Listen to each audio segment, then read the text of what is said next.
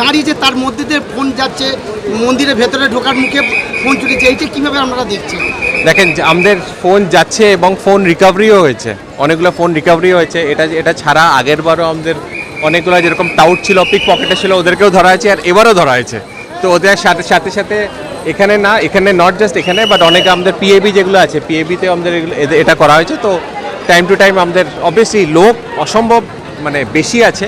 তো আপনার এই যে ইনসিডেন্ট যেটা বলছেন পিক পকেটিং বা এটা আছে, এটা হয়েছে, কিন্তু আমাদের কাছে রিপোর্টও আছে আর আমরা রিকভারিও করছি। আমরা দেখলাম যে একটা মানুষ মন্দিরে ঢুকে আবার এসে লাইন দিয়ে আবার মন্দির থেকে ঢুকছে, একটা মানুষ 3-4 বার ঢুকছে, তাকে কি আপনারা কি সন্দেহ তালিকায় ধরে কি কিছু ব্যবস্থা করেছে? দেখেন ওটা দেখতে লাগবে। আপনি এখন র্যান্ডমলি আমাকে কারোর ব্যাপারে বলছেন, আমি তো জানি না, কিন্তু হ্যাঁ আমাদের অনেকজনকে সন্দেহ হয়েছে, ওদেরকে আমরা একটু জিজ্ঞাসাবাদও আমাদের করেছি। চোখে পড়েছে এটা। আমরা এখানে অন্তত প্রায় 1.5 থেকে দাঁড়িয়ে আছি, মন্দিরে গেছি, আসছি, যাচ্ছি, কিন্তু আমরা দেখছি একটা নয়, অন্তত 10-12 পুরো টিম এসে পুরো যাচ্ছে, রাস্তা ভিড় হচ্ছে হয়ে মন্দিরে ঢুকে ঘুরেছে, আবার ঠিক একই জায়গায় আসছে। এইটুকুর মধ্যেই আছে। হ্যাঁ কি বলছেন? তৃতীয় চতুর্থ সোমবার আছে, তাদের জন্য বা আদার্স। দেখেন প্রবলেম যেটা আমাদের কাছে আছে, জায়গাটা খুবই ছোট। We do not have any holding area, কোনো হোল্ডিং এরিয়া বা ওরকম তো কনসেপ্ট নেই। জায়গাটা খুব ছোট, এই ছোট জায়গাটার মধ্যেই আপনাদের কার্ড সার্কুলেশনটা করতে লাগে, ঠিক আছে? সেই জন্য বেসিক্যালি আমাদের দেখবেন আপনারা লোকরা এদিক দিয়েও আসছে, ওদিক দিয়েও আসছে, যারা এদিক দিয়ে ঘুরে যাচ্ছে ওরা আবার এদিক দিয়ে আসছে, কারণ কি এন্ট্রি যেটা আছে, এন্ট্রি তো লিমিটেড আছে, 3টা লাইনই এন্ট্রি আছে।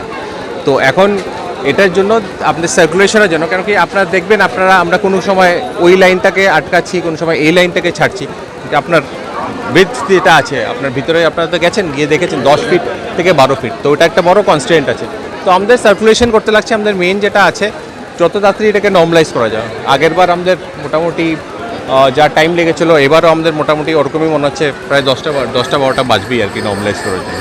কোন মাসের দ্বিতীয় সোমবার পুণ্যার্থীরা আসছেন, দলে দলে ভিড় করে আসেন এবং প্রশাসনের পক্ষ থেকে ভালোভাবে ব্যবস্থা করে তাদেরকে জল ঢালতে দেওয়া হচ্ছে।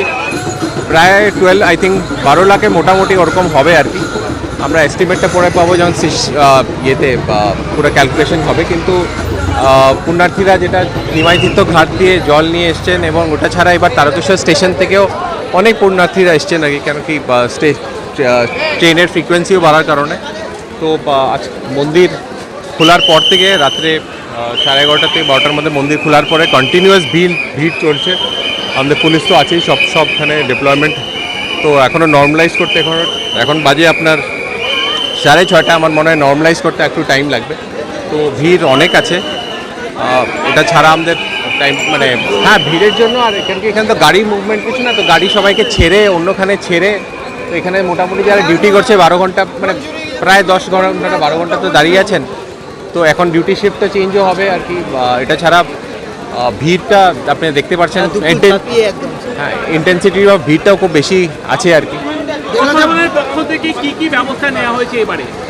দেখেন পুলিশ অ্যারেঞ্জমেন্ট ছাড়া বাইকে অ্যাম্বুলেন্স যেটা আছে, বাইকের অ্যাম্বুলেন্স আমাদের অনেক কাজ দিয়েছে। প্রতিটা ড্রপ গেটে বাইকের অ্যাম্বুলেন্স করা আছে, এবং ড্রপ গেটের সংখ্যাও বাড়ানো হয়েছে, কেন কি আপনার হরিপাল অবধি, আপনার নন্দকুটির, তারপর আপনার বাসুদেবপুর, ওখানেও ড্রপ গেটগুলো কাজে এসছে, কেন কি লোকদেরকে স্ট্যাগার্ড মুভমেন্ট করতে হয়েছে, কারণ জায়গাটা তো ছোটো আছে, এটা সার্কুলেশনটা ডিফিকাল্ট হয়ে যায়।